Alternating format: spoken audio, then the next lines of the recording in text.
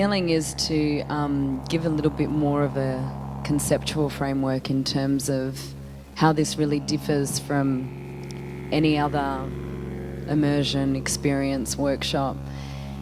And it's that what I see a lot is people attending workshops and reading lots of books and following teachers and trying to get information from out there, you know, to fill the void and to shift the uncomfortability. And a lot of what's available out there only penetrates us at a consciousness level. Right now, we can shift our realities and we can create a whole different, because it's just a story. It's one thing, it's a story, and the other thing is that it's actually true in ourselves. The thing that I find to be more powerful is the subtle. So we can go in more actively and try to force things and put pressure on, but a lot of times when we do that, the person goes through constriction. You know, it's like even if I'm getting a massage, which I no longer get massages because most people don't even know how to be with my body.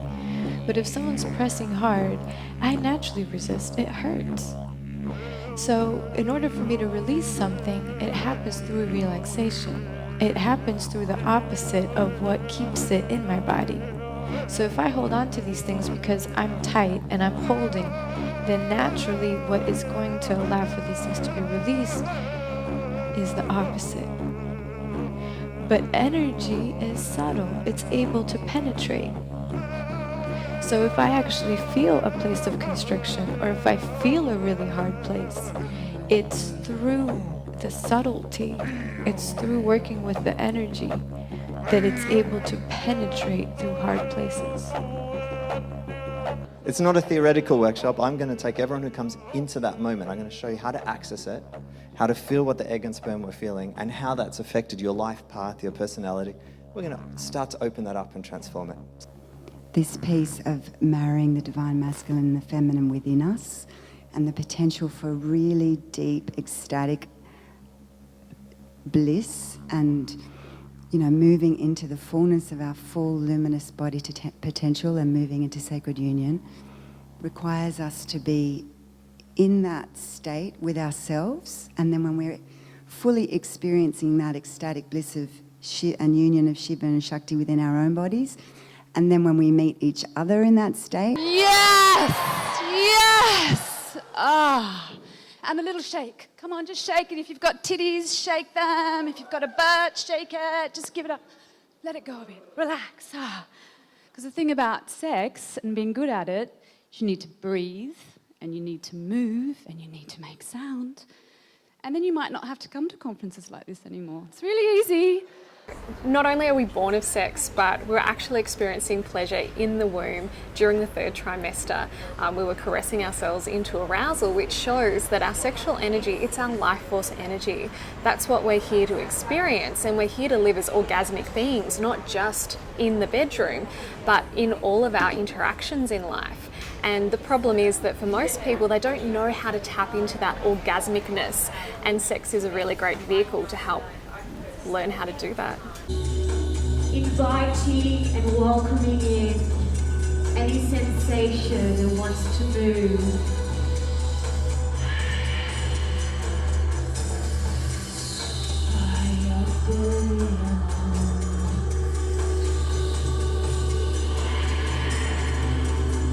I see sexuality as our life force. I don't see it as a separated thing, like you would say, for example, oh yeah, we're having sex, and now we're having dinner, and now we're going for a run.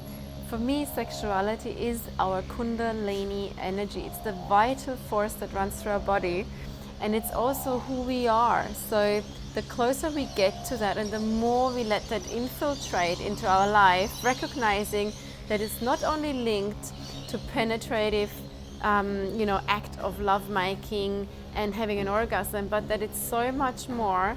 So I have to say, I found myself and I acknowledged that sexuality is feeding me all the time, and it could be through a breeze of the wind, it could be through something that I'm singing with other people, It's that blissful force that runs through me. I call it Kundalini energy or Shakti energy, and that's what sexuality is to me. And I thought sexuality was something you did in the evening for an hour or 2 hours, and that was that. Well, sexuality is so much more. You know, some people talk about procreation like it's a negative thing. Procreation is the driving force in everything. And all the traditions say that it's designed to, just in our 24-hour metabolic cycle, we produce all kinds of toxins in the body. So orgasm is designed to clear all the metabolic waste out of the body. Isn't that fantastic? So if you like orgasm and you like to heal, the combination of the two is what it's going to be about. I'm going to take you through a bit of a journey with it, about physical orgasms to full body orgasms. Also a bit of a journey about how I became orgasmic after not having feeling from the waist down for 18 months. And the piece that I'd like to share with you is, I call it an orgasmic radiance ritual, because for me it's an invitation to experiment and explore what orgasmic is for each of us.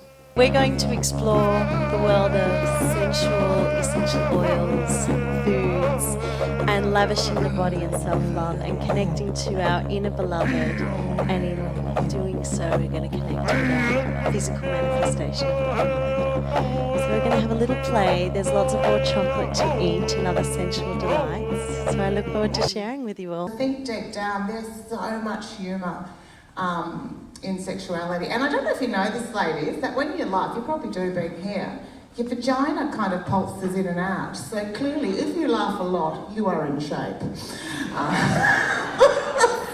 If it's the only thing you do, just don't laugh too much during sex because you'll force him out.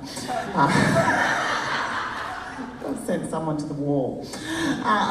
Every woman has a capacity, when she's birthed herself as a woman, as a goddess, to birth any man that's in her circle of life experience. So it's not about just her partner, or it's not about, heterosexual relating. It's nothing to do with what your sexual preference is, but that is our gift as a feminine, is to birth whatever we choose to birth on the planet, but the essence is to birth the God in every man. Knowing how we can lovingly dominate another person to take them to places they could not go by themselves. Allowing us to be taken to places we couldn't go by ourselves. I've loved the fact that people have been able to present information from all journeys that they've come from, whether they've been Tantra, BDSM, heterosexual, queer. Queer people have been sexual pioneers forever. So the rallying chant goes, we're here, we're queer, get used to it. I felt everyone came with their heart and really came to be here because they want to be here. It's a different reality where we are living our truth, and we are here to really fully express this human journey through love. There's a whole group of people here who are absolutely shining in their brilliance, who go through all sorts of journeys through this conference and previous conferences, and who have an experience that means that they can never see the world the same way again. And that's from inspired speakers and presenters. And it's also from the fact that they simply choose to be here and to experience this and to investigate. We went through a sort of process where we were touching the women's chakras, and at the very end, we reached the end of the process. The leader said, now bow down to the woman. Bow down to the woman and imagine in your mind that the woman, it's through the woman that you come into the world and have the opportunity to live. And that really touched me. And it brought me to tears. They're prostrated before the woman and considering that thought. Did that change you in some ways? I think it was a healing experience for me, a healing moment. Yes, I think it was. A corrective experience. Yeah, I think it was. It was a beautiful moment, yes. It's really given me the opportunity to get more in touch and familiar with the different types of textures between people, and just the different types of movements of different people appearing before me, and the movements within even individual people when I meet them. How in tune that is with the rhythm that's within me. And this is something that I guess we all know to some extent, but to feel this really days at a time, it just really brings you so much deeper into the embodied state of that intellectual fragment. Did it change your view of sexuality? No, it didn't change my view on sexuality. It just peeled off the layers of what needed to be peeled off, for whatever I already knew inside. Yeah. Beautiful. Thank you. The conference was an amazing opportunity to just drop into the self and just be exposed to things that perhaps we wouldn't normally be exposed to in our everyday lives, and rub shoulders with people who are inspiring and who are living this life with integrity and authenticity. And hopefully now I can take what I've experienced here and bring it back into my own life and bring it back into my own body and share that with others. What's the best thing you've had that happened to you? The youth stream was amazing. This is the first time that the youth stream has been run at a conference. And I really think that this is birthing something new where 16 to 25-year-olds are exposed to more conscious relating experience. And I think that was phenomenal to be part of that and to watch young people express, run it themselves with elders holding space. But they were the ones that created this space, and it was incredible to watch. I thought this conference was amazing. It was so great to see as a young man, like so many powerful God and goddesses radiating their truest being. For me, I saw a lot of what I potentially want to strive towards, and it's my own, coming into the wholeness of myself. As a young man, I saw a lot of elder gentlemen that are really radiating both the feminine and the masculine in perfect balance. And that's what I want to discover within myself and grow into. And it's hard to find that when you don't have people in your life that are really inspiring that for you. Coming to this conference, I actually found a lot of myself and saw a lot of my potential self in them. Being a volunteer here, I'm just so lucky to be involved here in this beautiful, beautiful heart space. Why? What did you get from this conference? Oh, I got so many amazing things from this conference. Like? Love, kindness, space and comfort.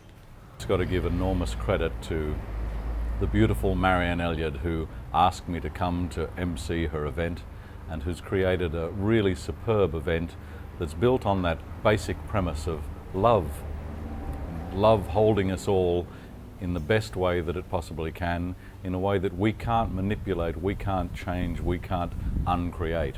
I do feel that it's been my calling since I'm a little child. I've always felt I wanted to work around opening the heart of people and showing them that there is a lot of freedom and bliss in existence itself. And the opportunity is now here for me to do this after I had a separation 2 years ago, which actually did break my heart, but also broke my heart open. The highlight for me is when the energy takes over. That'd be like a workshop and we do exercises and people start to understand what's possible in the energy, and then they take over the part of the workshop and the energy takes over and suddenly we are all creators. Well, usually it looks very joyful, lots of laughter, lots of release, of anything stuck, and there's just like a moment of enlightenment, of total freedom and bliss. Dance as if nobody is watching. Flight path free for all galactic travelers. Gates are open, access to the other worlds. Really honoring life force and specifically addressing all the guilt, fear, and shame around sexuality that people are conscious and unconscious of. Because it's really muting the life force energy, and all the confusion around who we are as sacred sexual beings needs to be addressed.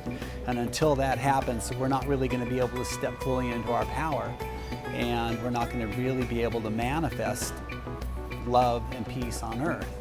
So there's a lot of great consciousness work out there. There's a lot of great meditation, a lot of great yoga, a lot of great things. But in general, even in the spiritual communities and consciousness communities, people are still afraid of sexuality. They're afraid to address these issues. They're afraid to support people in healing their confusion and their misunderstandings around who we are as sexual beings. And until that happens, we're not going to be able to really shift the consciousness on the planet.